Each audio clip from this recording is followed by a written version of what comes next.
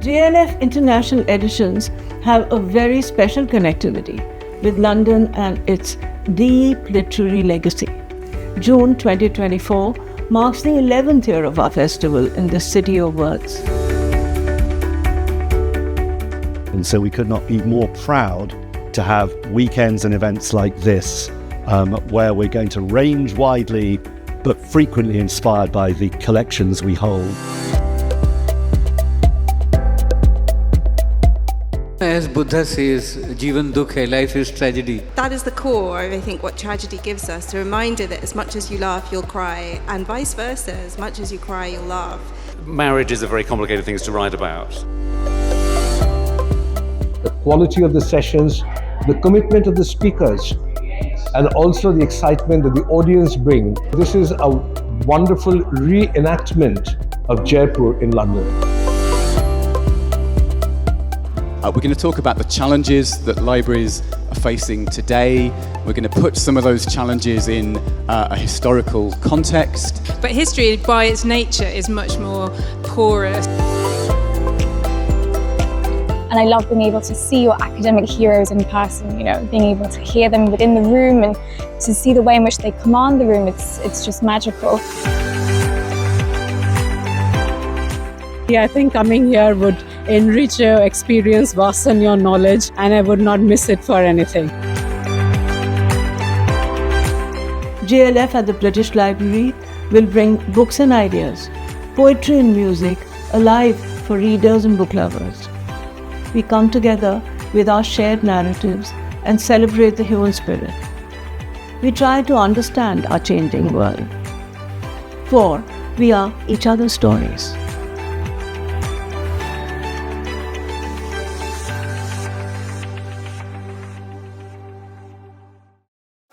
निराकार निर्गुण तू ही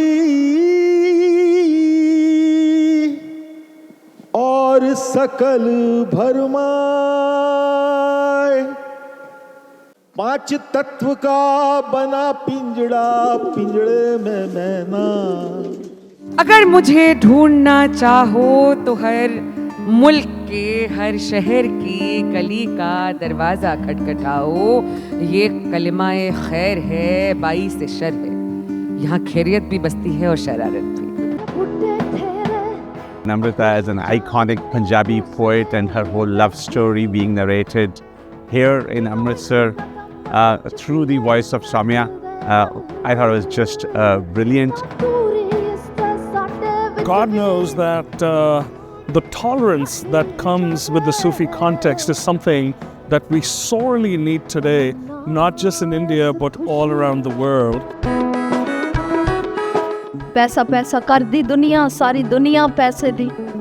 अमीर गरीब दा फर्क है किन्ना, क्यों है दुनिया पैसे दी, बिन पैसे कोई बात ना पूछे। The death of human conscience in the lust for money.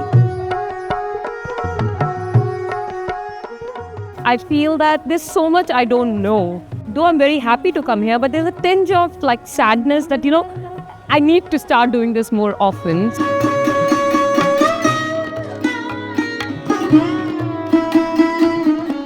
Music, the songs, I think this is going to be a huge revival of Punjab sitting here in Amritsar.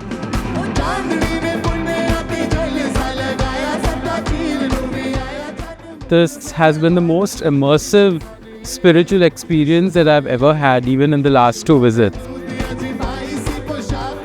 Delegations are coming from all across. They're coming here for these 3 days of experience to learn what the culture is about, what the city is about, what Punjab is about, what food is about. The essence where they get the real food, the authentic Punjabi taste.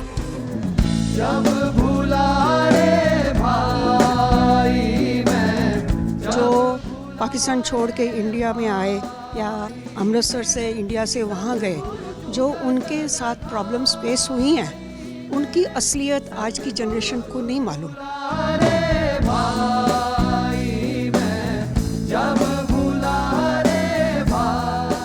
कहीं ना कहीं अतृप्त रह गए हैं, थोड़ा और होता तो ये एक फीलिंग बहुत अच्छी है कि जब लगता है और उसी से फिर वापस आएंगे और सुनने के लिए।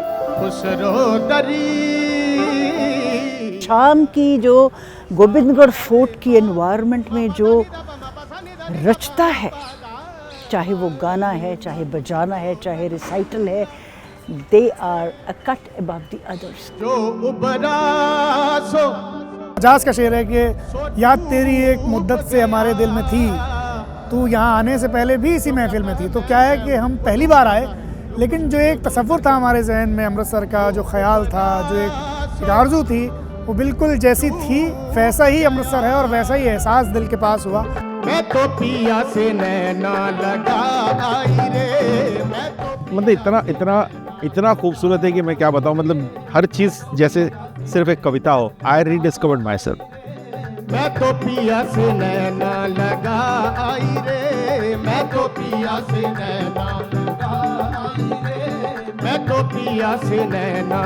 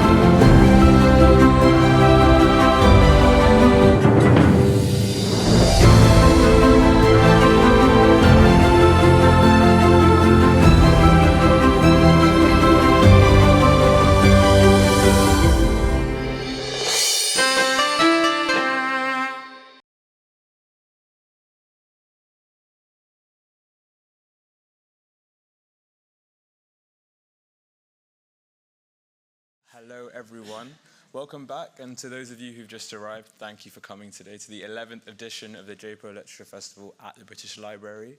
Introducing the next session is Jamie Andrews, Director of Public Engagement at the British Library. Thank you.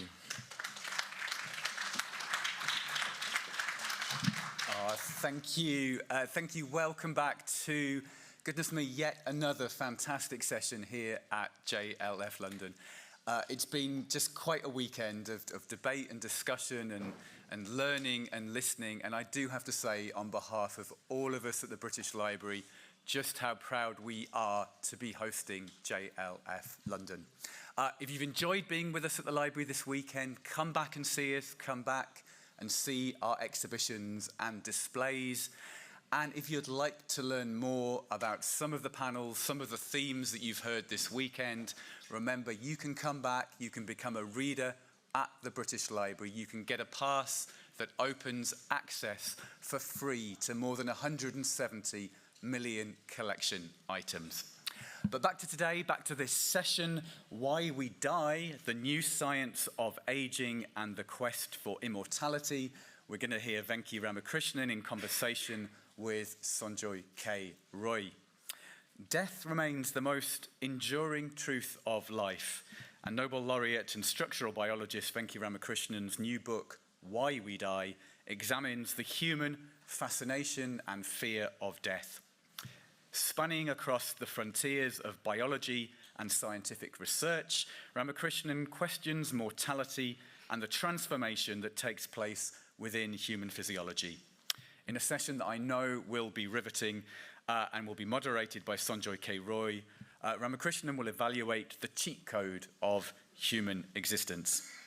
Venki Ramakrishnan is a molecular biologist from Cambridge who shared the 2009 Nobel Prize for his work on the structure and function of ribosomes. He served as president of the Royal Society from 2015 through 2020 and is the author of 2 books, Gene Machine and Why We Die. And I also want to say that Venki is a board member at the British Library, and the passion and rigour and clear-sightedness that he brings to his writing and his research, he absolutely brings to his work as a trustee of this great institution. And it's going to be moderated by Sanjoy K. Roy, and I've got a whole bio here about him, but we don't need that because we all know and love Sanjoy.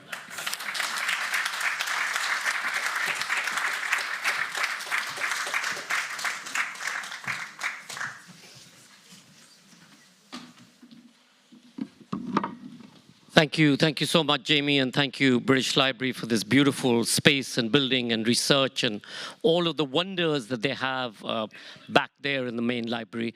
And thank you all for coming out on a Sunday morning. Even the morning music was packed, and many apologies for those of you who couldn't get into some of the sessions.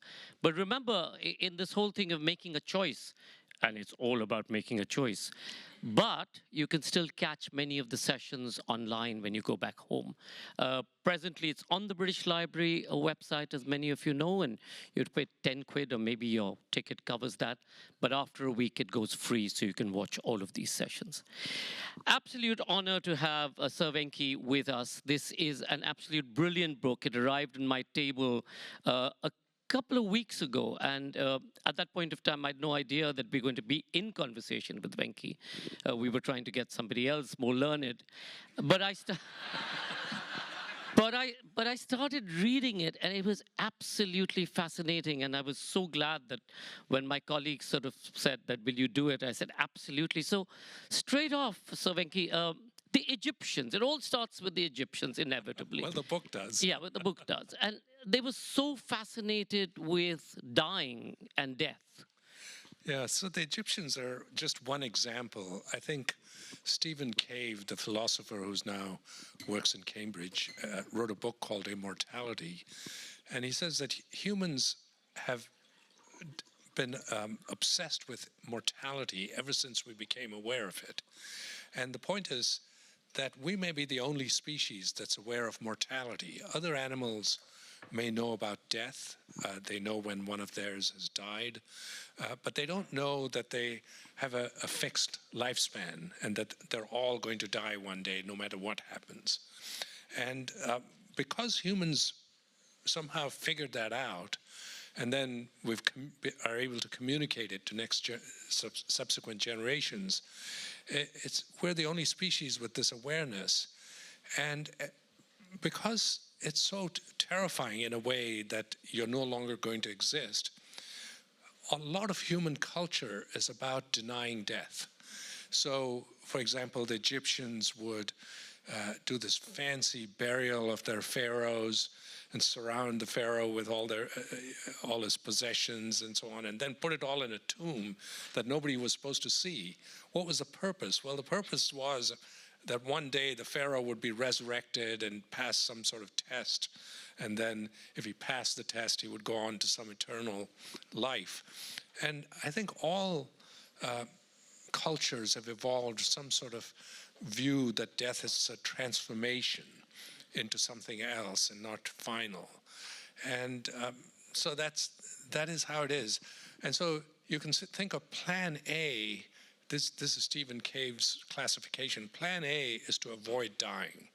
You know, this is sort of the Woody Allen idea, where he said, "I don't want to live on through my fans. I want to live on in my apartment."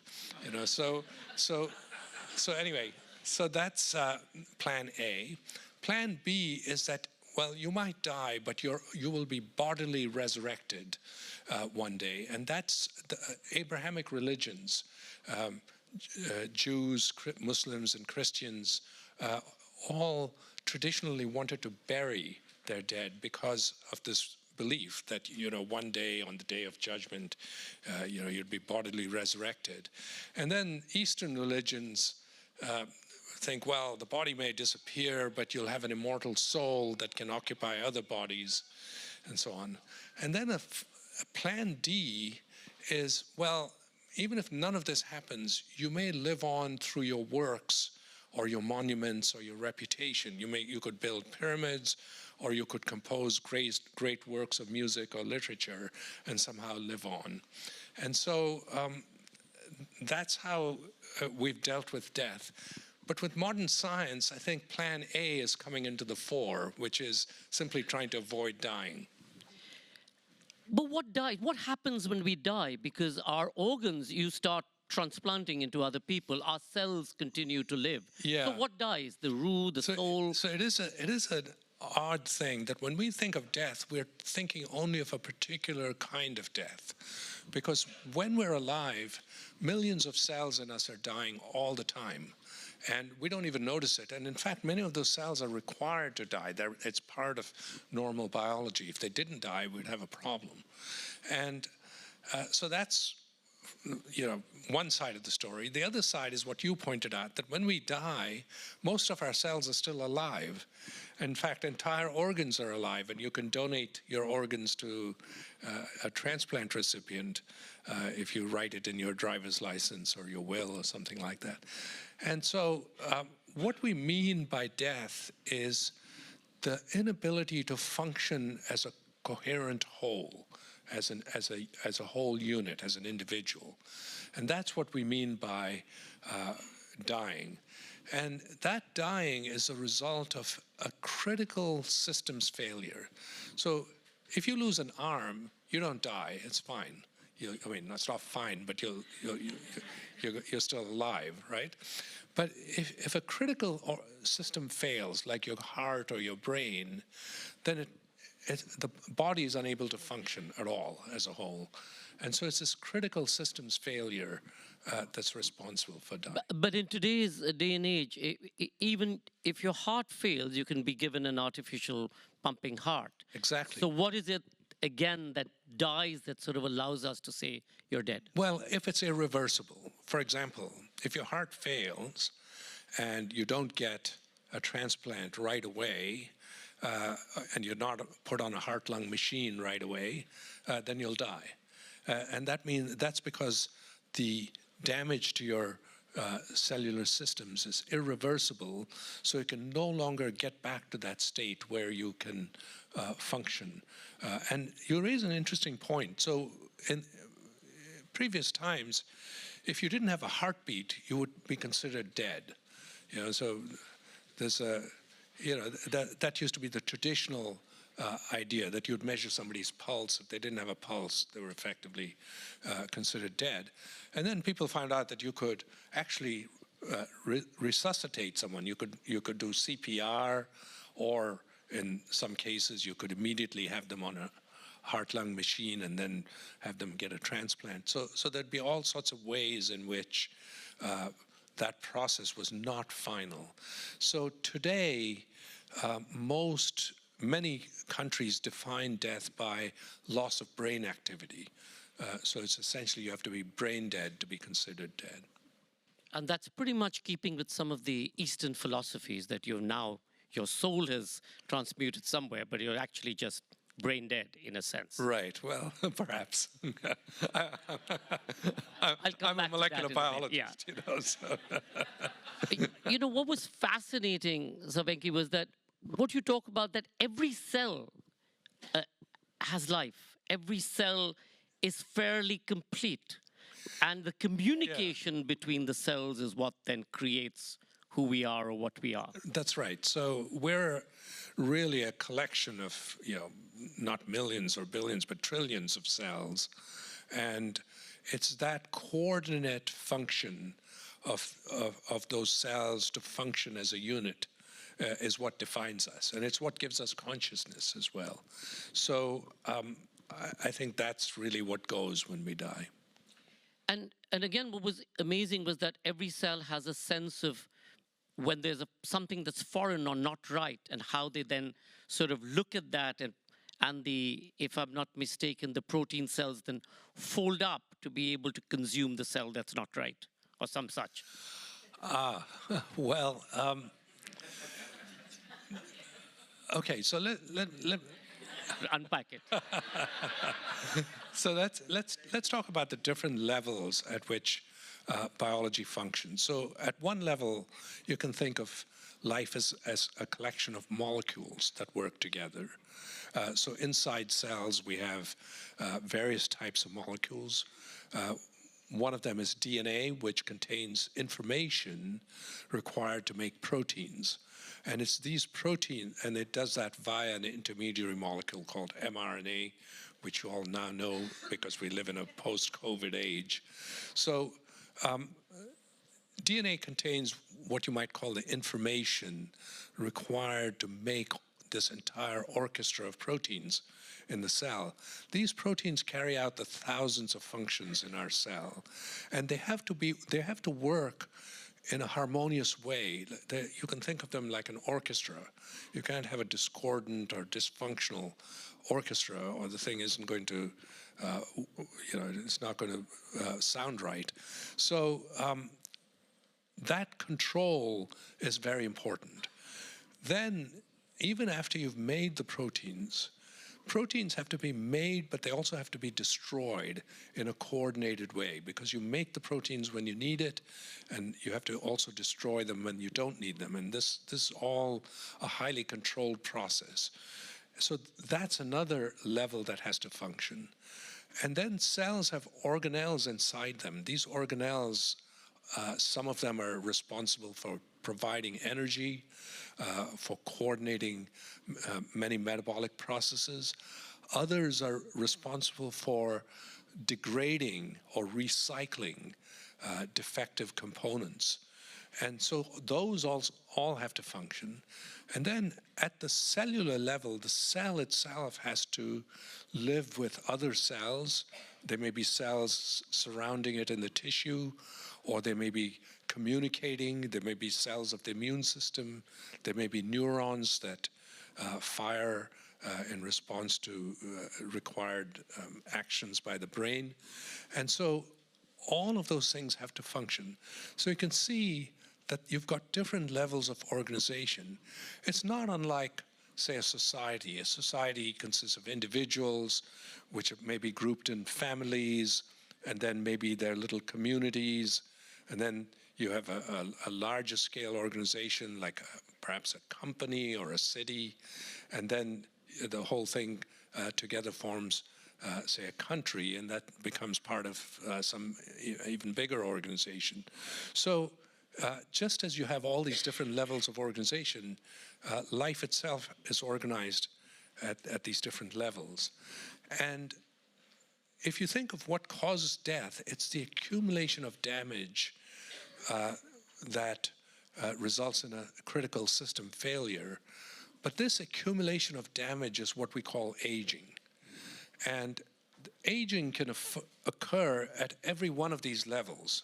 At the level of DNA, it can affect the program of coordinating, of making proteins and coordinating the process. It can occur at the level of proteins, where you have proteins that are misfolded or don't function the way they're supposed to, all the way up to the level of tissues and the organism itself. And eventually it manifests itself in ways that are all too familiar. You know, if you're like me, you start losing hair, your joints ache, and things don't quite work as they used to. But it all starts at the molecular level, but goes on to these various... So when are we programmed to die? I mean, mice and rats, flies and mosquitoes have a particular shelf life, as do the larger mammals, the whales and so on. So what's our sort of... How many of us here are senior citizens? Okay, so what do we have in store for us? Yeah, so if you look at the variation in lifespan, it's extraordinary. So even among in the animal kingdom, you can have something like a mayfly, which lives only for a day, and then at the other end, you have something like the Greenland shark, which is a vertebrate and lives for 400 years, or a bowhead whale lives for over 200 years. It's a mammal. And or a Galapagos tortoise can live for 200 plus years, and which raises the question that there's probably a Galapagos tortoise wandering around right now that could very well have encountered Darwin. Okay, so that's an amazing thought. So you have this huge variation of lifespan, and it's led to some mistaken ideas. You mentioned programming, for example. It led to the idea that, well, maybe each species is programmed to die, and the program's different for different species. It turns out, actually, what most biologists believe is there is no program. The only program of life, which is what evolution selects for, is something called fitness. That fitness doesn't mean the ability to run 100 meters. In biological terms, fitness means the ability to pass on your genes. Okay, how successful or how likely is it that you can successfully pass on your genes? So evolution has selected for fitness, and it doesn't care, as long as it selects for fitness, it doesn't care what happens later in life. So if you look at mammals, you'll find that on the whole, small animals live shorter lives than large animals. And you can explain this in evolutionary terms, because if you have a small animal like a mouse, which on average lives about 2 years or so, there's no evolutionary pressure to make that mouse live longer, for example, by investing a lot of biological resources into repairing and maintaining the individual mouse. And the reason is that individual mouse, long before it ages, is going to be eaten or starved to death or die of other causes. So it would be a waste of resources, biological resources, to put it into anti-aging, to prevent aging and have it live a long life. So rather, what evolution selects for in mice is the ability to grow very quickly and have lots of offspring. And that way, it maximizes chances of passing on its genes. If you're a larger animal, the equation changes, because then you have more time and you can produce offspring over a longer period. You have time to find a mate, etc. And so that's really the evolutionary basis for the difference in lifespan, this balance between how much you spend on maintenance and repair and longevity versus how much to spend on growth and reproduction. And it turns out, interestingly, that growth and reproduction are useful early in life, but there's the same pathways that cause aging later in life. So you can also get the phenomenon, and often get the phenomenon, that things that are selected for that give you an advantage early in life actually cause you to age later. And evolution doesn't care, because it wants you to get through the early part so that you can reproduce. And many aging mechanisms evolved perhaps as anti-cancer mechanisms. So things that prevent cancer early in life are often the cause of aging later in life. What's the oldest that somebody has lived? And you talk about it in the book. Yeah, so humans, in this graph of size versus lifespan, humans would fall around the sort of 40-year mark. But it turns out we actually live quite a bit longer than where we would be. The 40-year mark according to our weight and our size. Yeah, exactly. So for example, a mouse is 2 years, and a Greenland shark or a bowhead whale is, several hundred years. And we ought to be around 30 years or so, but we're actually more than twice that. So in a sense, we're outliers in terms of our falling on that graph. And the human who's lived the longest, the recorded human who's lived the longest, is a French woman named Jeanne Calment, who died in 1997 at the age of 122. And she was quite interesting. So until she was into her hundreds, she smoked a cigarette and had a glass of port every day after lunch. And I wouldn't recommend that.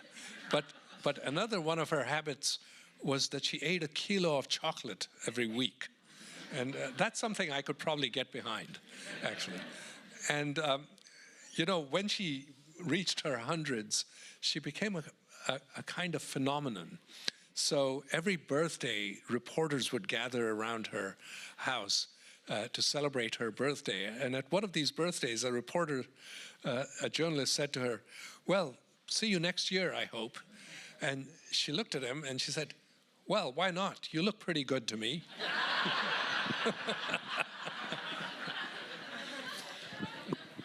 Everybody's been talking about the Kyoto phenomena and why some of these older people in Japan outlive even the average age. environment, the system, happiness index? Are their cells sort of made differently? Is their DNA stamped different?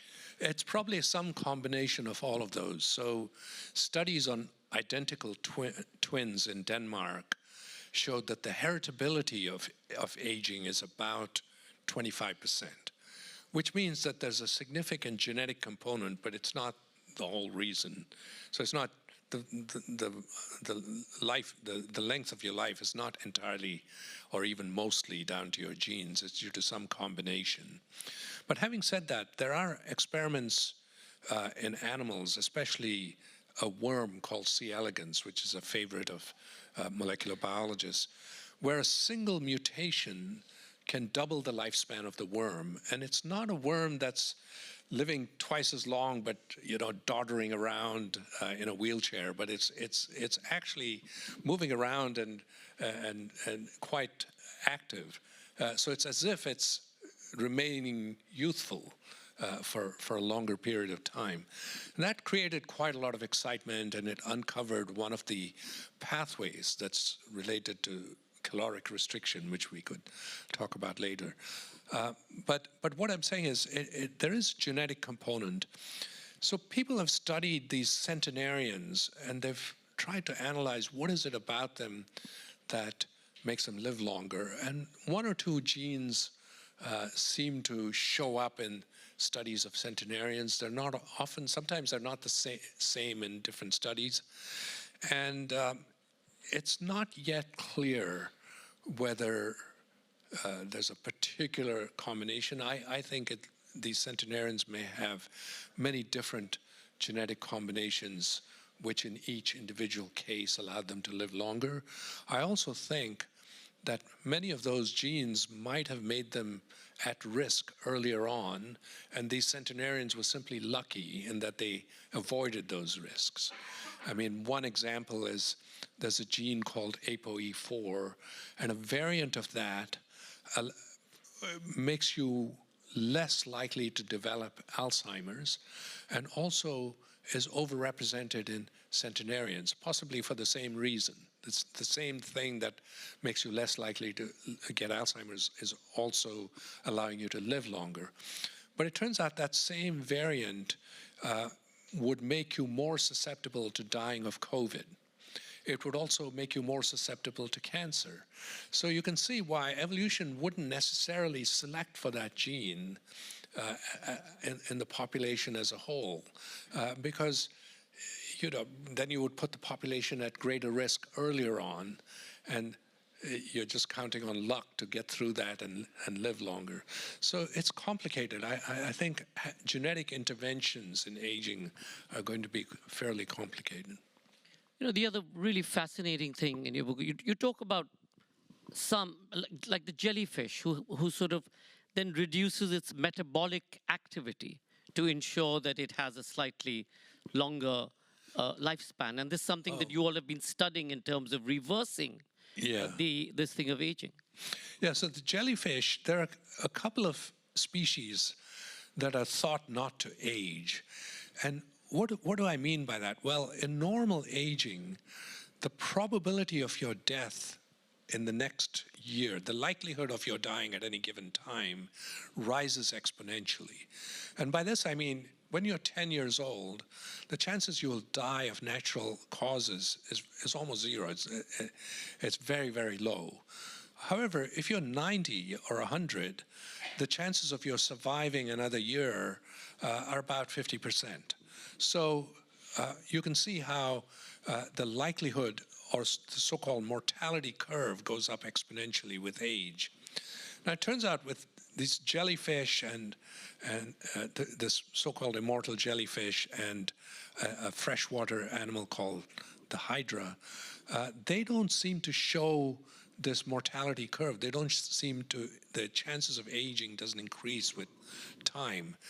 And what actually it is that the the aging is probably very, very slow. It's not that it doesn't happen, because people used to say the same thing about Galapagos tortoises or a rodent called the naked mole rat, which lives for 30 years.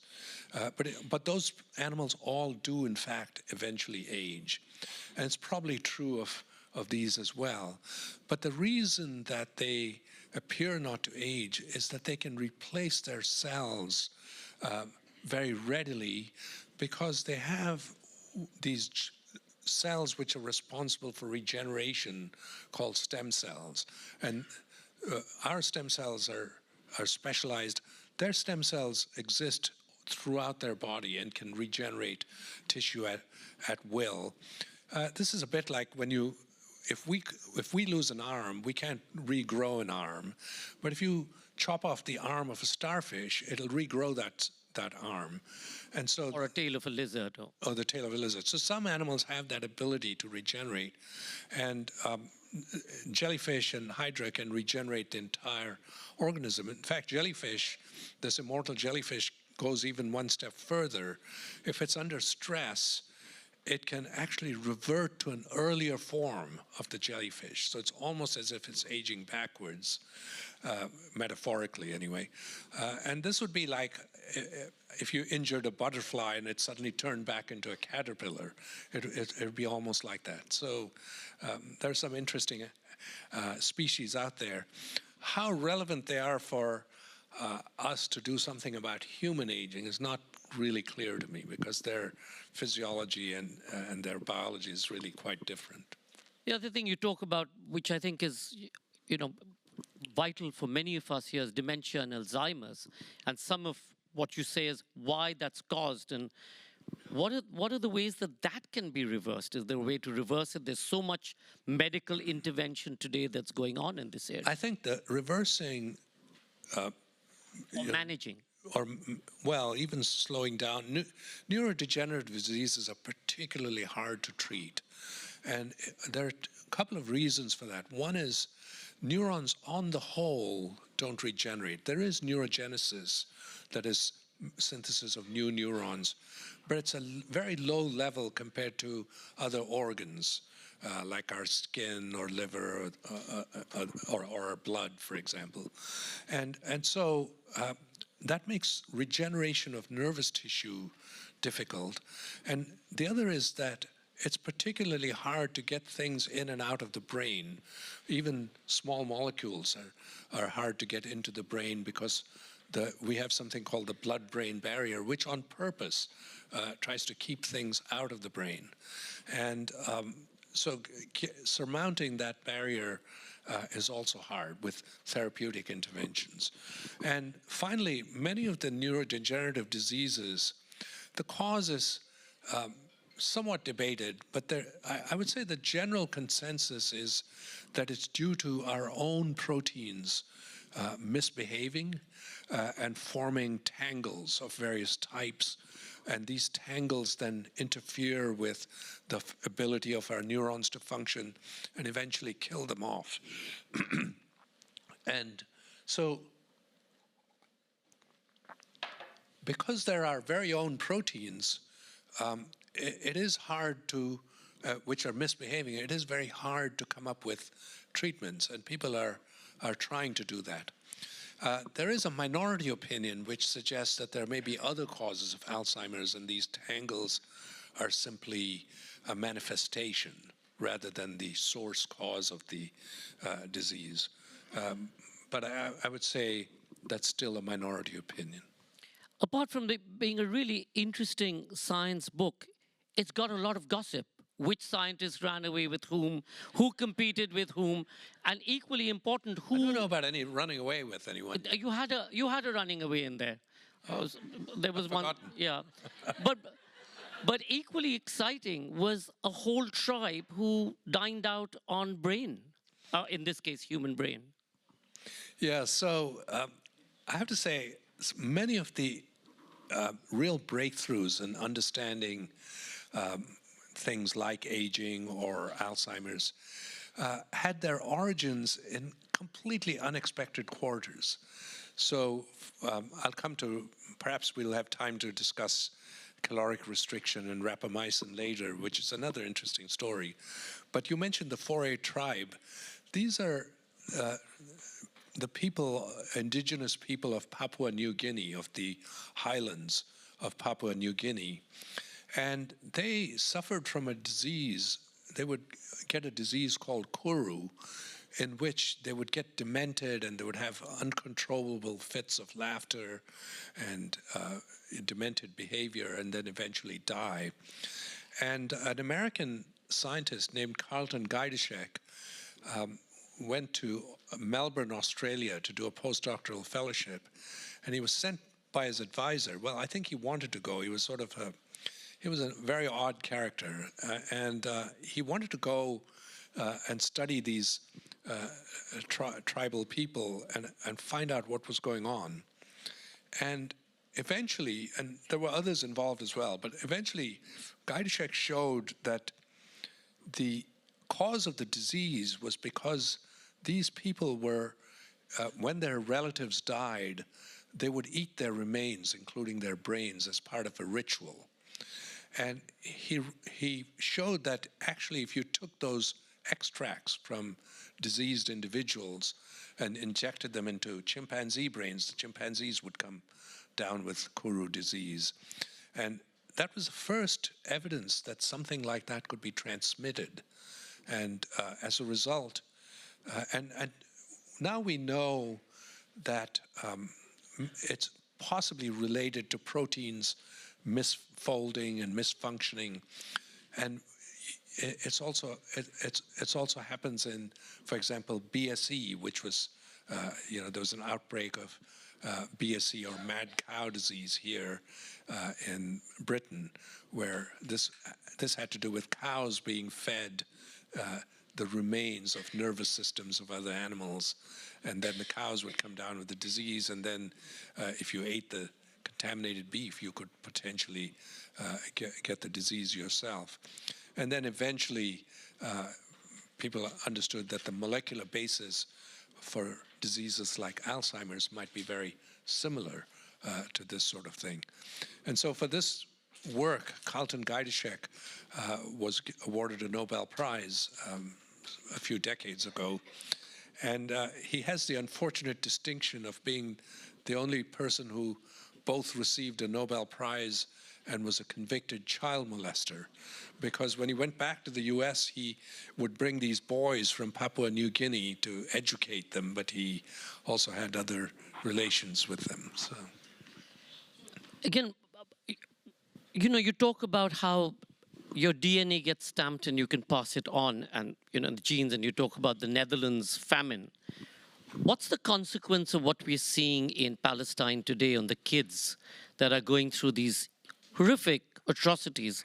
Will they then transmit this into the next generation, or is it only about food and protein? It's, well, I think the cause, so what you're alluding to is that when we undergo stress, say metabolic stress or starvation, we may be actually changing our pattern of gene expression in a semi-permanent way. So we put these marks on our DNA, and it turns out these epigenetic marks, they don't persist over many generations. So they're not, it's not likely to operate as an evolutionary selection mechanism. However, it can persist for a generation or possibly even 2 generations. And so it is possible that, for example, in the Netherlands famine, this is when in the final years of the war, I think it was in 1945, there was a Dutch famine. And when they looked at the children born of mothers who were pregnant during the famine, they found that they had metabolically different, there were large metabolic differences between them versus children born outside of the famine time. And what was even striking is, if the famine occurred when the mother was in the first trimester, the result was different from if the mother was in the 3rd trimester. So clearly we have changes that we can pass on. Now, what does this have to do with aging? Well, these epigenetic marks on our DNA accumulate with age. And what these marks do is they control the pattern of our expression of genes. And again, these marks may have, the deposition of these marks may have begun as a sort of anti-cancer selection mechanism. So there were things that would prevent you from maybe getting cancer early in life. And then later in life, they may manifest themselves as symptoms of aging because maybe you need those particular genes and which are being shut down and so on. And so people have made very, very good correlation between the pattern of these marks on our DNA and your age. And in many cases, they correlate better with your predictions of mortality or disease, things that are characteristic of old age, than your actual date of birth. So they're better than time as a biological clock. And so many of them are now thinking of using these as some sort of measure of biological age, but that is also somewhat controversial. I think it works very well as a scientific tool and to study populations, but companies that will, charge you £500 to tell you your biological age, I'm not sure how useful that is. You also talk about obesity, and one of the reasons is that the way we've evolved, and again, hunger in the past. Yeah, so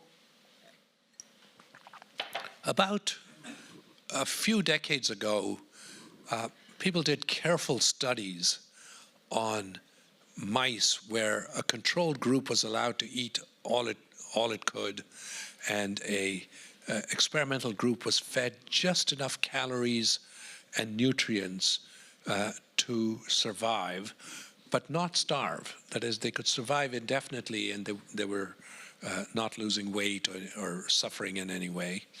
And it turned out these calorically restricted mice actually were healthier and lived longer than the mice that could eat all it could. And this kind of experiment has been repeated in many different species, including simple yeast, like baker's yeast. So it's considered a very general pathway. And it's not the story isn't completely hard and fast, because there were experiments done on mice which showed the opposite result, where some strains would actually live less and other strains would live longer when calorically restricted. So that seems to be a contradictory experiment. And another experiment in chimpanzees proved, or actually monkeys, proved quite interesting. And that was that there were two groups, one at the University of Wisconsin and one at NIH, which did these experiments. And the Wisconsin group found quite dramatic differences between calorically restricted monkeys and the all-you-can-eat monkeys. The NIH group found less dramatic differences. So what was why did they have different results? Well, it turned out the Wisconsin group, the control monkeys, were fed a very rich all-you-can-eat diet. And the NIH group gave their control monkeys, they didn't calorically restrict them in that giving them the bare minimum calories, but they gave them a healthy diet and maybe not all you can eat. And so you could argue that maybe all these experiments are showing is that an all-you-can-eat rich diet is bad for you. So don't gorge all day in an all-you-can-eat buffet, especially on desserts, okay? So that could be one conclusion. But no matter what your conclusion, it shows that calories and consumption are having an effect on lifespan. And what has happened in the intervening few decades is many of the pathways, some of them identified genetically in worms, all turn out to be related to caloric restriction. So caloric restriction may affect multiple pathways, and some of these pathways have been identified by biologists to be actually involved in aging. And that's leading to the question whether maybe you can interfere with these pathways by some sort of drug and effectively confer the benefits of caloric restriction without actually having to fast or. How many of you have diabetes and are on metformin? Anybody at metformin? One. Oh, that's a very small whatever. So will she live longer? There are some people who think so. I think the evidence is a little contradictory. So metformin is, a lot of people are interested in metformin because it's an approved drug. It's the frontline treatment for type 2 diabetes. And what led to excitement was a study that showed that diabetics on metformin were living longer than non-diabetics who are not on metformin. And this was rather surprising because diabetes itself is a risk, as a health risk. And so you wouldn't expect diabetics, even on medication, to live longer than non-diabetics. But this study was contradicted later by other studies which showed no significant effect, and in fact showed that rather it was statins that were really beneficial in terms of mortality. So I think the evidence on metformin is mixed. There's also some side effects of metformin, for example, muscle regeneration and, some of the benefits of exercise are not as strong if you're on metformin. But if you're a diabetic, there's no question of the health benefit, of the risk-benefit ratio. It's much better to be on metformin because diabetes itself is a serious condition and will cause you to age faster and also have all sorts of other, quite bad effects. So for diabetics, there's no question that it's a useful drug. If you're not diabetic and you're perfectly healthy, should you be taking metformin on the idea that, well, it's going to have this effect on insulin sensitivity and things like that and help you age better? Well, there are people who do that. There are even well-known scientists who work on aging who proudly proclaim that they take metformin, but there are no randomized clinical trials which show a beneficial effect. And such trials are being started. There's one famous trial that an aging scientist named Nir Barzilai in New York is trying to conduct to look at the effect of metformin on a healthy population and also monitor carefully the efficacy and also side effects over a long term. But I think we need to wait for those sorts of studies before we could prescribe it for the general population. I will open it up in a few minutes. Every pressure group tells us red wine, you have to have that, it's going to give you long life, or dark chocolate or whatever, corn flour. Any of these studies have sort of impacted what you see? I don't know, but it's just a good thing to do. They've certainly put billions of dollars into the pockets of people who extract money from the worried well. So, I think that's how I would rate them. So the red wine thing comes from the fact that there was an idea that these enzymes called sirtuins were involved in longevity.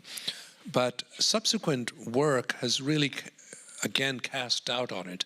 Although I should say the original proponents of the sirtuin idea still stick by it. And this red wine is because a compound called resveratrol present in red wine was thought to be a sirtuin activator. And so the idea was that, well, this is the thing that's going to maybe prolong life or make you age more healthily. And subsequently, even people who came from that same original lab have done experiments which cast doubt, first of all, on resveratrol, whether it even activates sirtuin, and later other groups on the whole idea of the sirtuins. Sirtuins are doing something important physiologically, but whether it's related to life, healthier aging or extension of life is not at all clear. And I would say the majority of the aging community probably does not believe in that, as far as I can see. Just have a glass of red wine. So there'd be papers going back and forth, and I think after one of these papers, an editorial concluded that the best way to enjoy the benefits of red wine is to drink it in moderation. So Venki, death is a great democratizer, whether you're a Democrat or a tyrant or a self-proclaimed God or a wannabe president, you at the end of the day will die. And yet scientists today want to reverse that. You have billions of dollars going into reversing of aging. Good thing, bad thing, possible? Okay, will we all live forever? So let's unpack everything you said. First of all, in terms of a democratizer, I should point out that although death is inevitable for all of us, it doesn't come at the same rate. If you're in the top 10% economically in the UK, on average, you'll live about 15 years longer than if you're in the bottom 10%.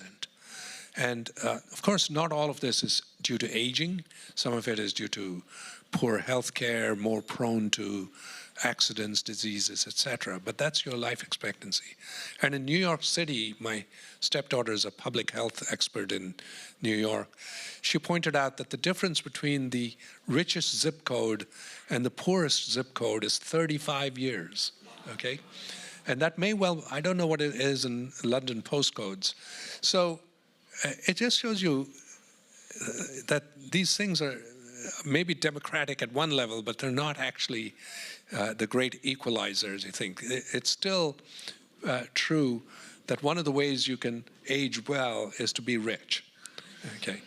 And so now you ask, what happens if we extend lifespan? Well, I should say most of the aging community, the research community, at least will profess that they're not about extending lifespan, but they're about extending the number of healthy years we have in our lives. Whether they can do that without also extending lifespan is not entirely clear to me, okay? Because it could be that they're simply delaying that period of, decline and morbidity. But there is also a movement among some to extend lifespan as well. These are some of these people who simply don't like the idea of dying. Now, I would say, first of all, our natural limit seems to be 120 or so. Nobody since Jean Calment has lived beyond 120 even, although she lived to be 122. And even if she was an outlier, the rest seem to be dying at around 115 or thereabouts, suggesting that 120 might well be an upper limit. And the question is, can we go beyond that? Well, the only way we could go beyond that is if we were able to interfere with the processes of aging itself, all those different causes of aging that I mentioned at different levels. If we can interfere with those in a coordinated way and actually slow down aging, or in the extreme case, even reverse it, perhaps by some sort of reprogramming, then I would say we might be able to breach that barrier. And I'd say there's no physical or chemical law that says we have to die at 120. It's the way we've been selected for by evolution, our species. But other species live much longer. So I think it's theoretically possible, but it's also theoretically possible to do all sorts of things, colonize galaxies or even Mars or something. It doesn't mean it's going to happen tomorrow. So I think it's very hard. And if it happens, there'll be all sorts of things to worry about. There'll be economic disparities. You would exacerbate the disparities even more if only the rich were able to avail themselves of this.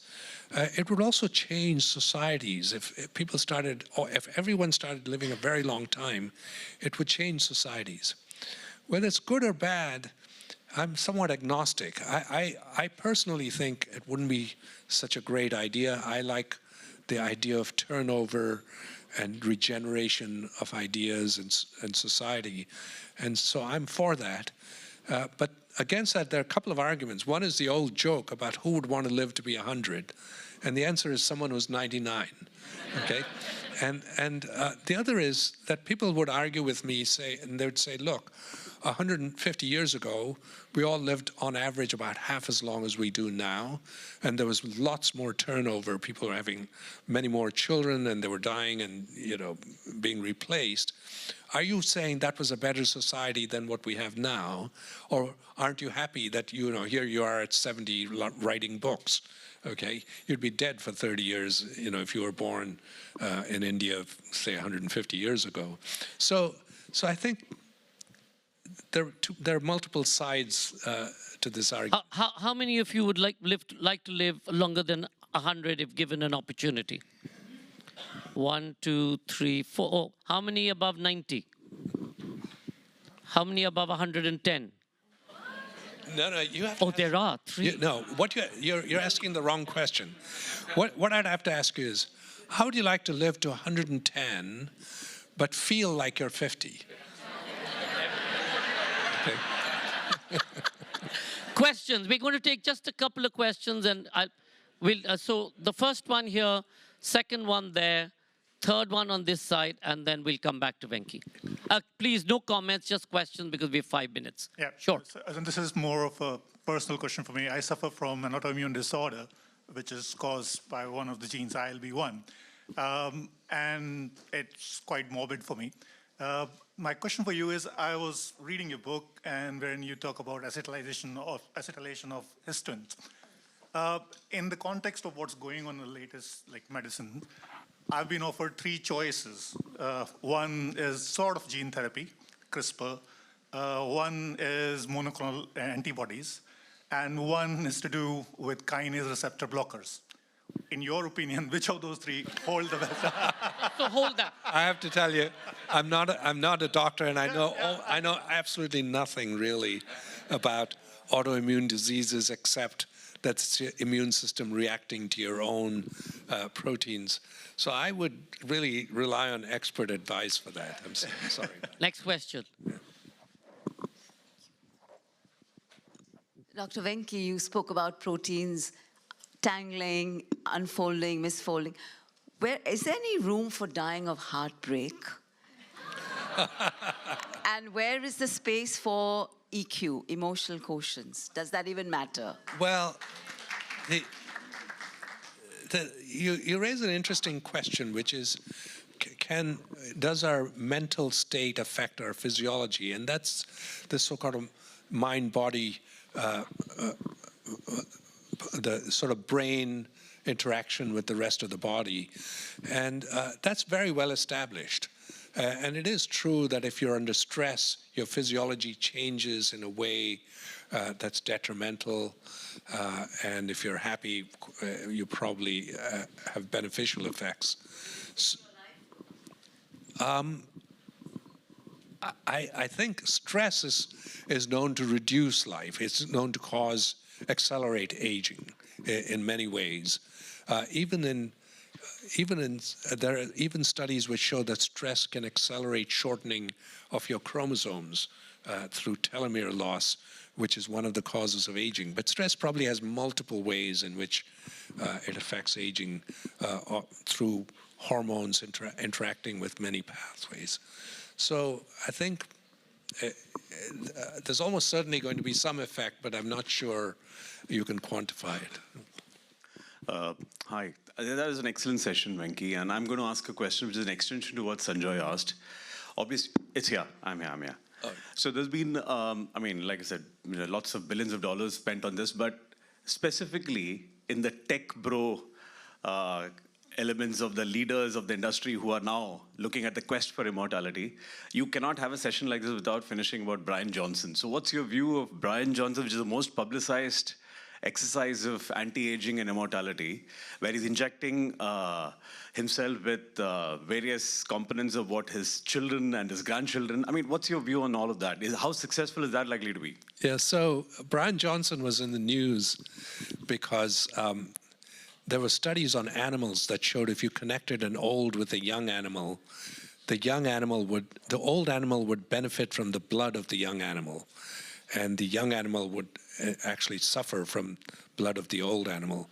And this led to the idea that in younger blood, there are factors which actually may help you with aging, and we lose those factors as we age. And of course, this is real science, and there's a lot of scientific research now trying to understand how young blood and old blood differ, what are the factors, how does it prevent, or how does it alleviate some of the symptoms of aging and confer benefits, etc. And that's an ongoing and complicated research effort done in labs all over the world.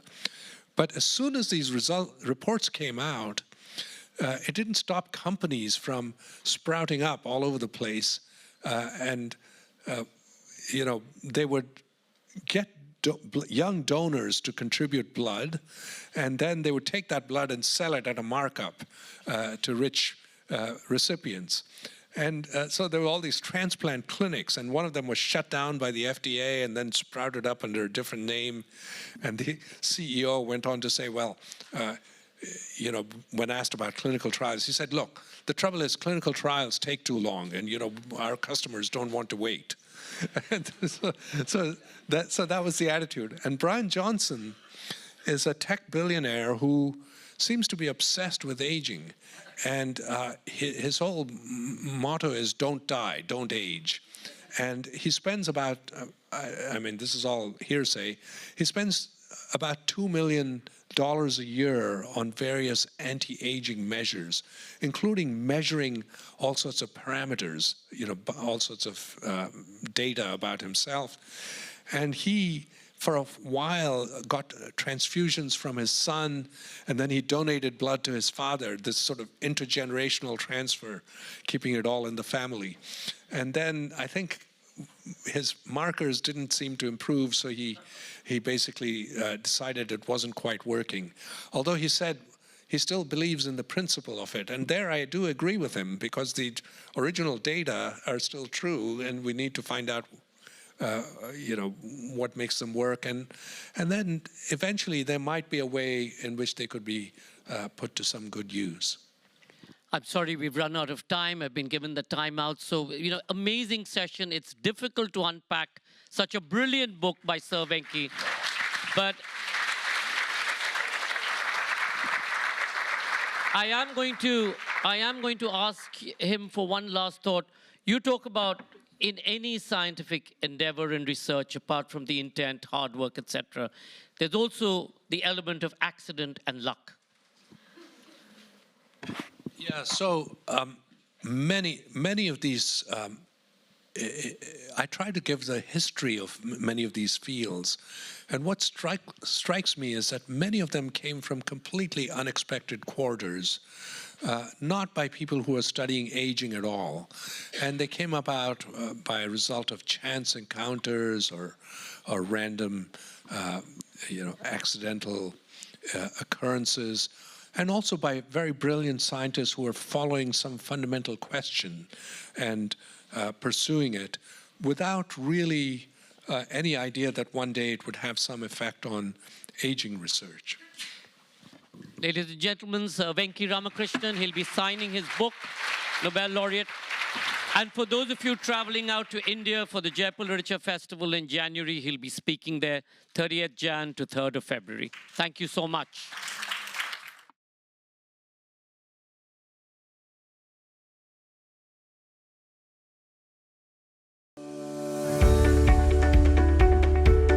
JLF International Editions have a very special connectivity with London and its deep literary legacy. June 2024 marks the 11th year of our festival in the City of Words. And so we could not be more proud to have weekends and events like this, where we're going to range widely, but frequently inspired by the collections we hold. As Buddha says, Jivan Dukh hai, life is tragedy. That is the core of, I think, what tragedy gives us, a reminder that as much as you laugh, you'll cry, and vice versa, as much as you cry, you'll laugh. Marriage is a very complicated thing to write about. The quality of the sessions, the commitment of the speakers, and also the excitement that the audience bring. This is a wonderful reenactment of Jaipur in London.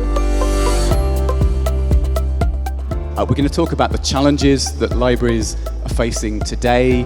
We're going to put some of those challenges in a historical context. But history, by its nature, is much more porous. And I love being able to see your academic heroes in person, you know, being able to hear them within the room and to see the way in which they command the room. It's just magical.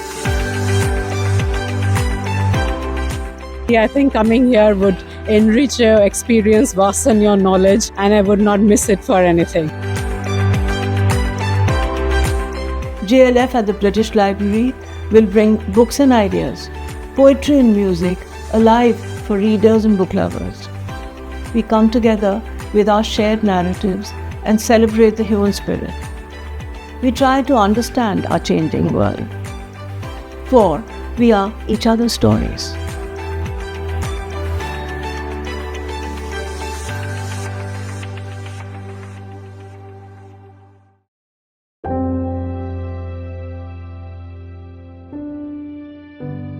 In India, the critical importance of hand hygiene is often overlooked, leading to increased school absenteeism and widespread diseases that jeopardize children's futures. To address this, Dettol introduced the school hygiene curriculum in 2015, utilizing engaging and innovative methods to teach children essential hygiene principles.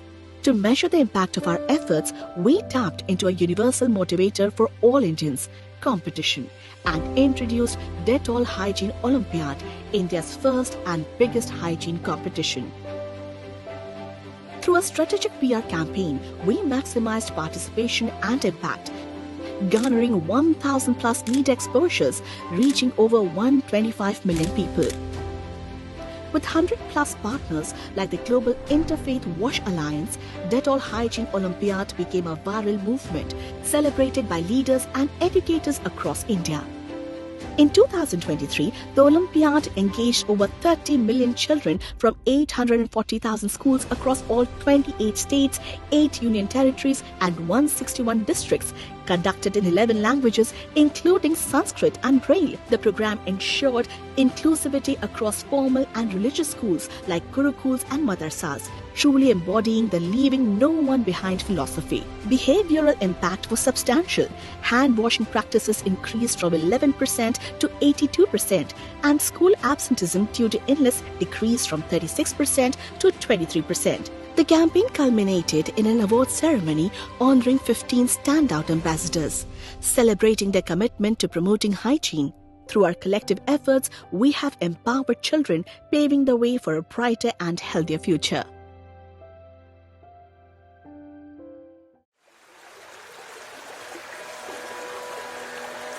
Do you want an unforgettable passage to India?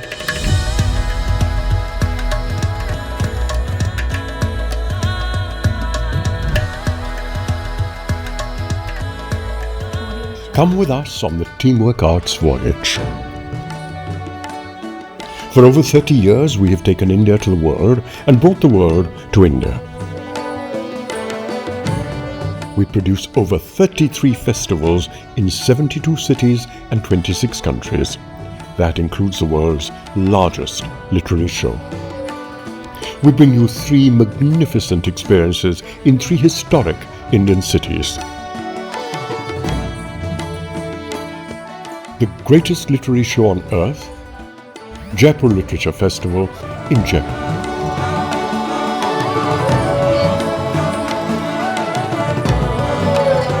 Kabir, in every sense. Mahindra Kabira Festival in Varanasi.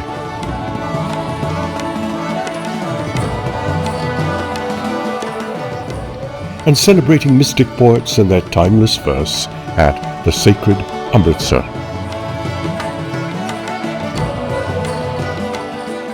This is your exclusive pass to experience the best of India's cultural bounty. Make your memories count.